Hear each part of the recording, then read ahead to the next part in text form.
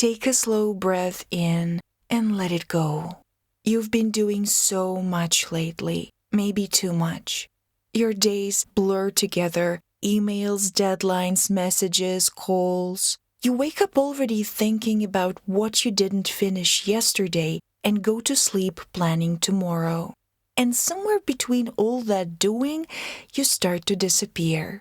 Work overload doesn't always look like chaos. Sometimes it's quiet. Sometimes it's just you sitting in front of a screen, pushing through tiredness, telling yourself just a little more.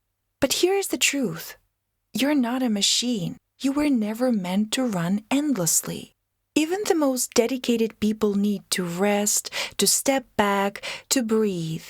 Because the more you try to push through exhaustion, the more you drift away from yourself. From the part of you that feels, that creates, that remembers why you started all this in the first place. So maybe surviving work overload isn't about doing more. Maybe it's about doing less, but doing it with presence. Take a break that actually feels like a break. Not the kind where you scroll your phone, but the kind where you look out the window, where your shoulders drop, where you just exist for a minute without trying to fix anything. Remind yourself that the world doesn't collapse if you slow down for a moment. Your worth isn't measured by how much you produce. It's measured by how fully you're living in the moments in between.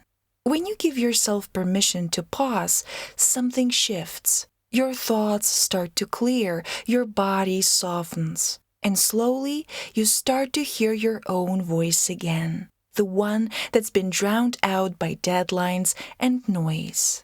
That voice doesn't ask you to quit. It just asks you to come home, to remember that you matter, even when the work is endless.